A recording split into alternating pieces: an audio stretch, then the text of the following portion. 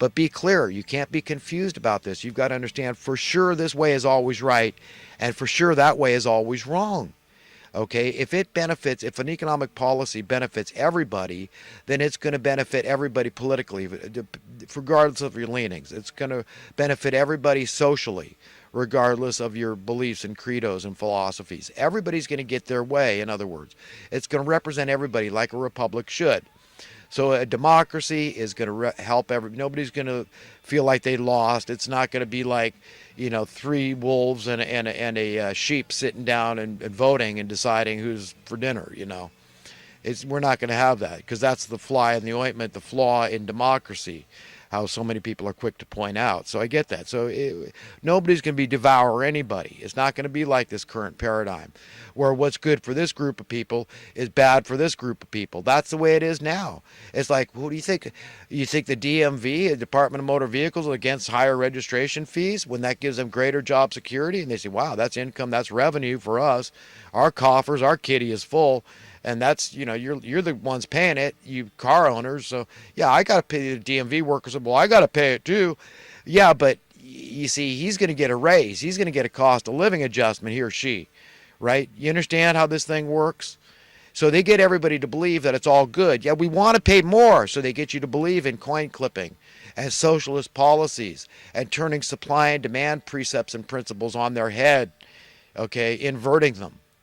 And I'm telling you to understand what's going on here, okay? And it's immoral, it's unethical, it's wrong, okay? And there's no ifs, ands, or buts. There's no equivocation. Just please, in the name of God, get it.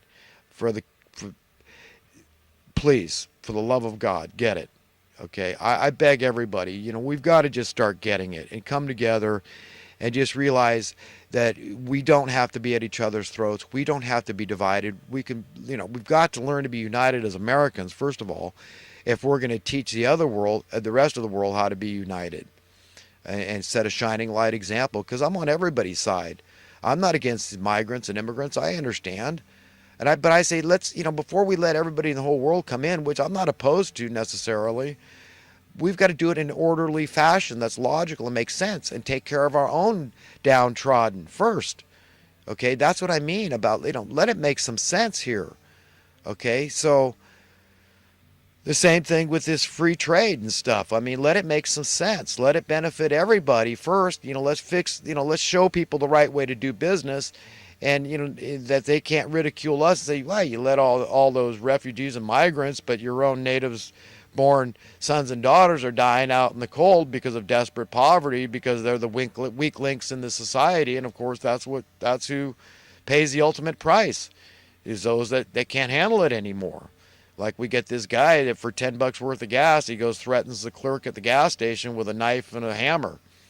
That's the kind of thing. I mean, there's a lot of people that are right on that brink right now. They just screw it all and just abandon it. And I just want to become a career criminal. I hate the system. I hate the establishment. And this is what we're producing. This is what it induces, this desperation. So, yeah, but you know what? I mean, I don't have a lot of faith in humanity is going to get it, that we're ever going to have a basic income. But you know what? There could be some small improvements. But if it's not something that's etched in stone, it's not going to last, because the next administration is going to throw all of it away.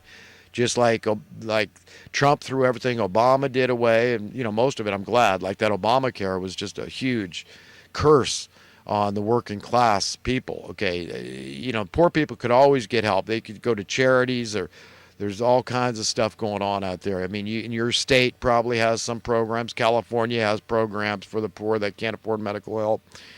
So there was always options and alternatives. But no, this was a huge bonanza for the insurance companies, okay? And it was coming out of the pockets of the poor. It was a tax on the poor.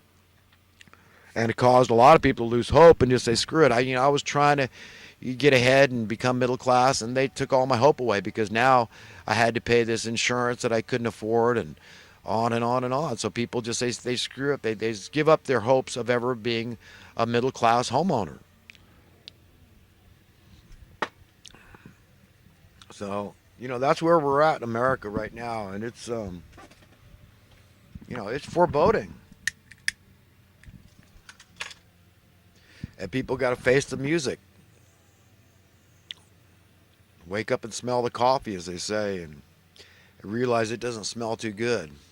Not this coffee, it's made out of excrement.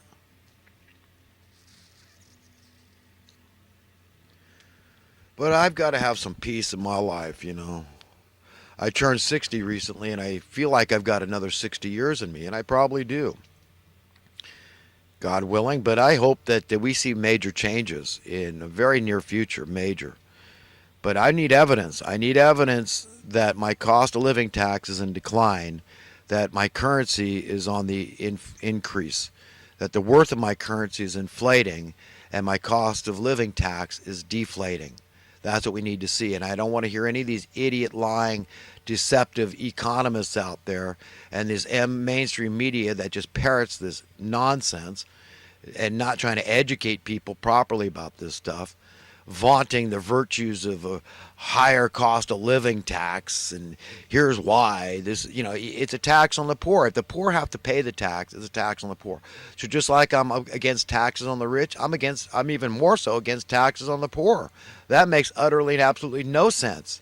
Not at all. At least the Robin Hood thing makes a little sense. You can argue, yeah, take from the haves, give to the have-nots, wealth redistribution. Why not? They're not using the money anyhow, and we'll put it in the economy. John Keynes, the great economist, you know, some people say he's not.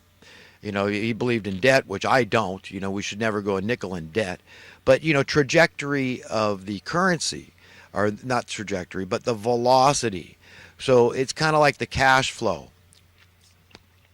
So if the currency, if people feel secure that the money's going to come back into their hands, they're much quicker to let it go. You understand? So it's in circulation. It's in the economy. The velocity of the currency, the flow of the cash is good. So we could have that kind of scene. I mean, take a basic income. If you take all the dirt poor people out there and you say, well, we're going to at least make sure everybody's making 30 grand a year. And if they're not making that, whatever jobs they do, we give them enough to where they are.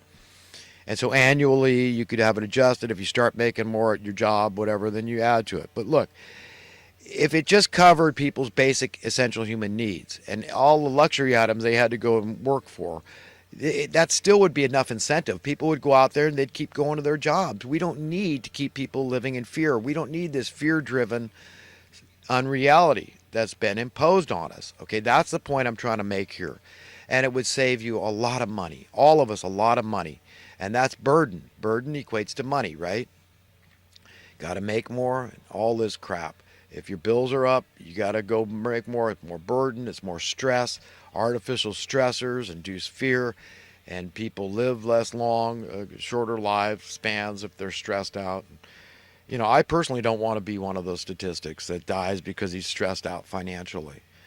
I mean, I'll turn to God, you know, up one side, down the other every day. I mean, this is it, man. This is my go-to, is just, you know, understanding this so-called reality from that vantage point, from his point of view, and understand that it's not when you go catch a fish out of the ocean and you had to pay for the fishing license just to catch that fish and it's regulated, okay? It's not God that said it's going to, you know, be $5, sir, okay? Or when you find a wild fruit tree and you pick some fruit, it's not him that's saying, no, that's, you know, $10 worth of fruit you just picked there. You know, pay up. You understand? It's not him. When you go buy a chunk of real estate, it wasn't God that said, well, for that little bit of land, I'm going to charge you X amount, and that's the going market rate, so suck it up, fella. It's a lot. Yeah. It ain't God doing that. You understand? It is men. Money is an invention of men. And ultimately, the idea is to wean ourselves off money in all its sundry incarnations entirely, okay, to be free. Absolutely and utterly universal freedom is what we're after. That's it. That's what's going to make me happy. I can't enjoy any semblance of freedom and while I divorce myself from others, while they suffer and it gets harder and harder for people, and I can't do it, man. I won't do it. I have a conscience. I've got to answer to God. So I've got to work on the behalf of everybody. We got to move together ahead on this thing. You can't go it alone. Okay, so that's what I seek, is to be ultimately free, very free. That the only one I have to answer to is my conscience, to God, my owner, your owner. That's the only one we shouldn't have, that we should be deferent to. Okay, we shouldn't have to be worried about our boss, you know, just always picking on us, and we're living on a knife's edge, and we know we don't please our employer, and he might fire us tomorrow, and we're not going to be able to pay our rent. We're going to be homeless under the bridge and die out in the cold because there's no more housing funding. And of course, so many of these professed liberals will cry for more money. We got to tax more. We need more than 50 billion. I guess we need 100 billion. Even though with the $50 billion subsidy, it's just gotten worse and worse and worse. The problem of unaffordable housing. So it's exacerbated the problem greatly. Instead of looking at it as a temporary subsidy until we fix the problem of unaffordable housing, get busy together as a civilized society, as civilized communities, civilization basically, and fixing our damn problems as a family, the family of man, is setting a good example for the rest of the nations. You're pissing it away. I mean, it is it'll be just like in the days of Noah. Okay, things are wrapping up, man. Whether the whole return of Jesus is a metaphor or not, but one way or another, this end of the age, it's coming. Okay, it's at the doorstep. It's imminent. Okay, I see the writing on the wall. I know that we need biblical level sea changes in the land. People got to get it, and when we do, our paradigm is going to change. It's changing anyhow. So the evildoers can fight tooth and nail, give it all they got. Nevertheless, the good guy is going to prevail and win this thing. So ultimately, I'm very optimistic. In the meantime, we got this raging storm that we're going to have to weather. Okay? In order to survive it, we're going to need a relationship with God. And we're going to need to keep love in our heart, and even love for our enemies, those that oppose us, those that hate us without a cause. And we just got to plow through and just fight the good fight, and just don't shrink away from the controversies, even though it's painful. I mean, I don't like to get into quarrels and debates with people when I know I'm right. And this person is either completely a complete idiot, or they're being intellectually dishonest, or they're deceived. There's something very wrong, and it makes me a little cuckoo when I got to go over and over and over it. And it wears people out. It wears the righteous out. It's wearing on the upright, decent people. They have to go over these things. But if we don't confront it, we're not going to ever overcome it. We know that you can't fix a problem unless it's hands-on, unless you are dealing with it. At least educate people and empower them, so we're all carrying more of our fair share of weight of the cross, because that's what it is essentially. When you're working for the welfare of the whole, not just yourself, you realize that's essentially what you're doing. You're fighting the good fight for righteousness, to be the rule of the day in the land. Economic justice, social justice, political justice, not for some, not for a privileged few, but for everybody.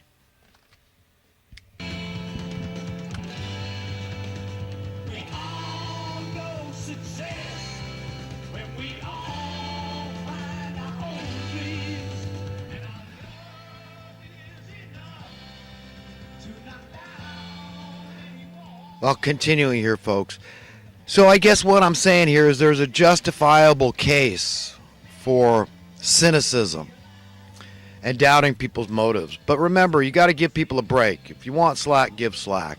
And we've all been trained, inculcated, indoctrinated, programmed, conditioned, call it what you will, into capitulating, going along to get along, and just accepting this paradigm as reality, when in fact, very, very little of it makes any sense. Okay, so I wanted to put that out there. And now I'm going to get into some of the current events from this past week. What do we got here?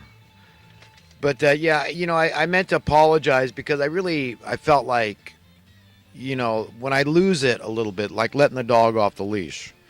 Okay, it always falls on my shoulders. Like I'm always saying, the ball always winds up in our court.